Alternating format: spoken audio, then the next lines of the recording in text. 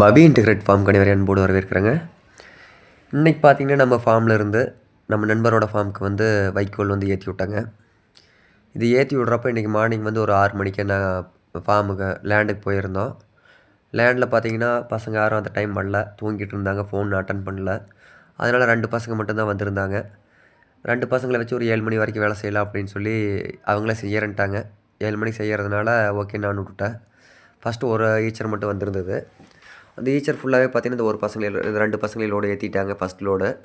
அடுத்த லோடுக்கு வந்து 4 பேர் சேர்ந்துக்கிட்டாங்க. மொத்தம் 6 பேர் சேர்ந்து 2 லோடு வந்து 9 மணிக்குள்ளே ஏற்றிட்டு அதுக்கு மேலே வந்து இன்னும் 2 லோடு எடுக்கிறதுக்கு இன்றைக்கி பிளான் பண்ணியிருந்தாங்க. இந்த காடுகளை பொறுத்த வரைக்கும் பார்த்திங்கன்னா நிறைய நண்பர்கள் வந்து ரொம்ப சீப் ரேட்டில் கிடைக்குது அப்படின்னு சொல்லியிருந்தாங்க.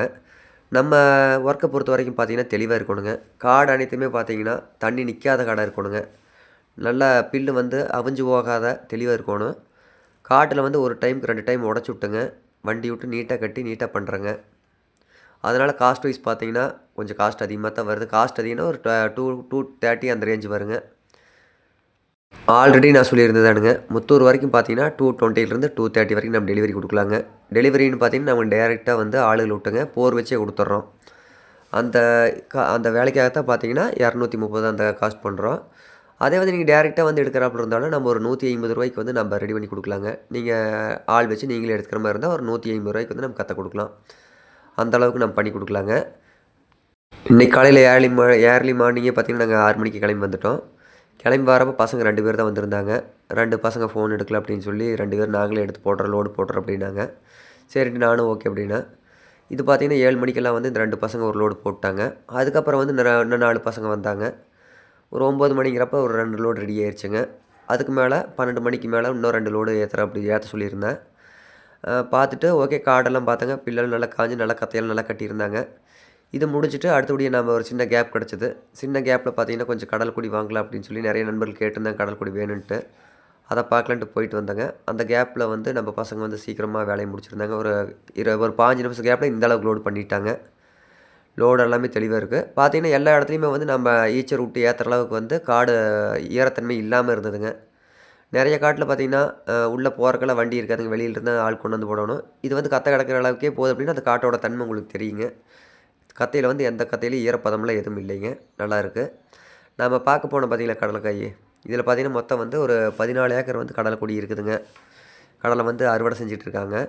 இது கொடியாகிறதுக்கு வந்து இன்னொரு 3-4 நாள் மினிமம் பார்த்திங்கன்னா 4 நாளத்துக்காச்சும் காயணுங்க. இது வந்து இப்போ சேல்ஸுக்கு இருக்குது. கொடிகள் அனைத்துமே பார்த்திங்கன்னா தரமாக இருக்குதுங்க. இப்போ பிடுங்கி இருக்கிற இடத்துல மட்டும் பார்த்திங்கன்னா கொஞ்சம் செம்பேன் தொல்லை இருந்து அதில் மட்டும் கொஞ்சம் தழை உளுந்துருக்கு. நம்ம பார்க்குறது எல்லாமே நேரில் போய் பிடுங்க அதுக்கு முன்னாடி காட்டை பார்த்துட்டுங்க. அது பிடுங்கினதுக்கப்புறம் எந்தளவுக்கு தழை வருது அப்படிங்கிறத வச்சு தான் நாங்கள் ரேட்டு பேசுவோம்.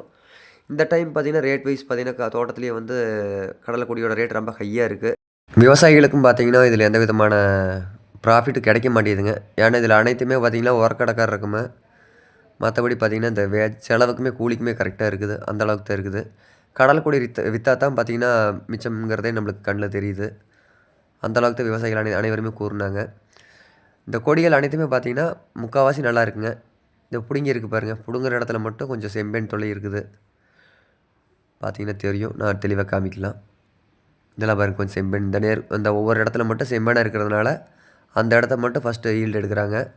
அந்த இடத்துல இருக்கிற கொடியெல்லாம் வந்து நான் கண்டிப்பாக வாங்க மாட்டேங்க. அதில் அப்படி எடுக்கிற கொடி எல்லாமே பார்த்திங்கன்னா வயிற்று எடுக்கும். இந்த 14 ஏக்கரால் பார்த்திங்கன்னா ஒரு 2 ஏக்கர் கொடி வந்து இது மாதிரி தான் இருக்கும். இந்த கொடியெல்லாம் நல்லா இருக்குதுங்க. இதெல்லாம் பாருங்கள் நம்ம பார்க்கலாம். இதெல்லாம் வந்து தலை உழுவில் நல்லா இருக்குது. செம்பேன் தொலையில் எதுவும் இல்லைங்க. ஒரு வெயில் 2 வெயில் மட்டும் அது மாதிரி கொஞ்சம் பாதிச்சிருக்கு. இதெல்லாம் நல்லா இருக்குது பாருங்கள். கொடிங்கிறது வந்து தலை நிறைய கீழே விழுந்துருச்சுங்க. இது வந்து நம்மளுக்கு அதிகப்படியாக நம்மளுக்கு ஈல்டு கிடைக்காது. அது வேணால் கன்ஃபார்ம் தான். கீழே பாருங்கள் தலை எத்தனை குட்டி கிடக்குதுன்னு. நம்ம வாங்குறப்போ வந்து தலை கொட்டாததை எடுத்தால் தான் நம்மளுக்கு ஆட்டுக்கு வந்து ப்ரோட்டீன் எனர்ஜி அதிகமாக கிடைக்குங்க. இதெல்லாம் பாருங்கள் கொஞ்சம் செம்பேன் விழுந்ததுனால தான் இதை ஃபஸ்ட்டு பிடுங்குறாங்க. இது மாதிரி கொடியில் வந்து நம்மளுக்கு பெரிய ஈல்டு கிடைக்காதுங்க. இந்த பாருங்கள் தலையீல்டில் பாருங்கள் செம்பேன் நல்லா இருக்குது. இது மாதிரி கொடியை சாப்பிட்றப்போ ஆடுகளுக்கு வயிற்று எடுக்குங்க. நம்ம வாங்குறப்போலாம் இதை அவாய்ட் பண்ணிவிட்டு நல்லா தெளிவான கொடி இருக்கிறத மட்டும்தான் வாங்கணுங்க. நான் வாங்கி கொடுக்குறதுக்காக சொல்லிங்க, நண்பர்கள் வாங்குறப்பவும் வந்து இது மாதிரி இருக்கிற கொடி காட்டில் பார்த்து கத்தை கிடைக்குங்க. கத்தை பார்த்திங்கன்னா 300 கிடைக்கும், 400 கிடைக்கும், 500 கிடைக்கும் அப்படின்னா அதோட குவாலிட்டி டிஃபர் ஆகுங்க. சரியில்லாத பக்கம் கொஞ்சம் ரேட் கம்மியாக இருக்கும். இதெல்லாம் பார்த்திங்கன்னா இந்த டம் பாருங்கள், ஒரே ஃப்ளாட்டு தான். ஒரே ஃப்ளாட்லேயே வந்து பார்த்திங்கன்னா 2 விதமாக இருக்குது. அந்த வரப்புக்கு அந்தட்ட வந்து செம்பேன் தாக்குதல் அதிகமாக இருக்குது. இந்தட்ட வந்து கொடி நல்லா இருக்குங்க. காயின்னு பாருங்கள், காயெல்லாம் நல்லா பிடிச்சிருக்கு. அனைத்துமே முத்து முத்தாக நல்லா இருக்குங்க. தெளிவாக இருந்தது. மொத்தம் ஒரு 40 காய் அளவுக்கு 45 காய் அளவுக்கு வந்து அதில் ஈல்டு இருக்குங்க. சரின்ட்டு நம்ம தோட்டத்துக்காரர்கிட்ட நேரடியாக பேசிக்கலாம். ஏன்னா இது பிடுங்கறக்கு வந்து இன்னும் 3 நாள் ஆகுங்க. 3 நாள் ஆகிற பார்த்தீங்கன்னா தேதி 28ஆம் தேதி வந்து கொங்கு மண்டலத்தில் அதிகப்படியாக மழை இருக்கிறதுக்கு வாய்ப்பு இருக்குதுன்னாங்க. அதனால் நாங்கள் ரேட் ஃபிக்ஸ் பண்ணாத கிளம்பி வந்துட்டேங்க. ஃபோனில் பேசிக்கலாம் அப்படின்ட்டு. இப்போ நம்ம தோட்டத்துக்கு வந்தோங்க. நம்ம தோட்டத்தில் பார்த்தீங்கன்னா ஒரு 2.5 ஏக்கர் அளவுக்கு நம்ம வைக்கப்பில் வந்து நம்ம நெல் அறுத்தது. அறுவடை செஞ்ச பில்லை வந்து நான் ஆட்கள் மூலியமாக நாங்கள் போர் வச்சேங்க.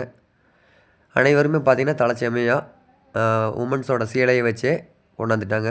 மொத்தம் ஒரு 20-25 ஆளுக்கிட்ட வந்தாங்க. போரில் வந்து ஒரு 2 பேர் நின்னாங்க. மற்றபடி அனைவருமே பார்த்திங்கன்னா இது மாதிரி தான் கொண்டு வந்துட்டு இருந்தாங்க. கொண்டாடுறத பார்க்கலாங்க. இது மாதிரி தான் லேடிஸும் சரி ஜென்ஸும் சரி இது மாதிரி தான் கொண்டு வந்து போட்டு போர் நீட்டாக வச்சுக்கிட்டு இருந்தாங்க. இன்றைக்கி ஈவினிங் வரைக்கும் ஃபுல்லாக இருக்குங்க ஒர்க்கு. இதை முடிச்சுட்டு நம்ம அடுத்த வேலையை பார்க்கலாம். பார்த்திங்கன்னா இதை முடிக்கிறதுக்கு எனக்கு எப்படி இருந்தாலும் இன்றைக்கி ஈவினிங் ஆயிரும். இது என்னோடய வேலை எதுவும் இல்லை, இருந்தாலும் ஆட்களோட வேலை தான். ஆனால் இதை நம்ம மேற்பார்வை பார்க்கணுன்னு வைங்களேன். நம்ம கண்டுக்காத இருந்தால் போகிற இப்படி அப்படின்னு கொஞ்சம் வளைவாக போட்டுருவாங்க. அவங்க போனதுக்கப்புறம் சாஞ்சிருங்க. நம்ம பக்கத்தால் இருந்து நம்ம இது மாதிரி பண்ணணும் அப்படின்னு சொன்னோம்னா மட்டும்தான் நம்ம அது மாதிரி தெளிவாக பண்ணி கொடுப்பாங்க. ஆனால் ஆட்கள் அனைவருமே பார்த்திங்கன்னா நல்லா சுறுசுறுப்பாகவும் நல்லா ஆக்டிவாகவும் செஞ்சாங்க. இவங்களுக்கு வந்து நான் எந்த விதமான வேலையை சொல்லலை, அவங்களே வந்து தெளிவாக செஞ்சதுனால விட்டுட்டேங்க. கடைசியாக வந்து நம்ம சாஞ்சிருந்தால் போர் சாயுது அப்படிங்கிறத மட்டும் நம்ம இனிமேட் பண்ணால் போகுதும். அந்தளவுக்கு தெளிவாக பண்ணாங்க. இடத்தையும் பார்த்திங்கன்னா அவங்களே வந்து சுத்தம் பண்ணி விட்டு தெளிவாக பண்ணிட்டாங்க. இதை முடிச்சுட்டு நம்மளது ஒரு ஆடு வந்து நாட்டாடுங்க. நேற்று ஃப்ரெண்டு ஒருத்தர் தீனி சாப்பிட முடியும்னு சொல்லி நம்மளுக்கு தாட்டி விட்டுருந்தாரு. அந்த ஆட்டை வந்து நம்ம ஃபார்மில் வச்சு மெயின்டைன் பண்ணி கொடுக்கலாம் ஒரு 10 நாளைக்கு அப்படின்னு சொல்லி கொண்டாந்தாங்க. அந்த ஆடு விரும்பி திங்கிற உணவை பார்த்தாவே ஆச்சரியப்படுவீங்க. பாருங்கள் தெரியுங்களா? விவசாயிகளோட பரம எதிரி அப்படின்னு சொல்லக்கூடிய கோயம்புத்தூர் பூடு, அதாவது பார்த்தீனியா செடி வந்து இந்த ஆடு நல்லா விரும்பி சாப்பிட்டுதுங்க. சரி இதை விரும்பி சாப்பிட்றப்போ அதிலே கட்டலாம் அப்படின்னு சொல்லி அதிலே கட்டினேங்க. பார்த்திங்கன்னா நான் நாட்டாடு மேக்ஸிமம் வாங்க மாட்டேங்க. இது அது வியாபாரிகிட்ட விற்று கொடுங்கன்னு தான் சொன்னார். எனக்கு விற்கிறதுக்கு மனசு இல்லைங்க. ஏன்னா 5000 5500 தான் கேட்டாங்க. அதனால் இதை நான் கொஞ்சம் பராமரித்து தீனி சாப்பிட்ற மாதிரி பண்ணித்தாரேன், அப்புறம் வளர்த்திங்க அப்படின்னு சொல்லியிருந்தேங்க.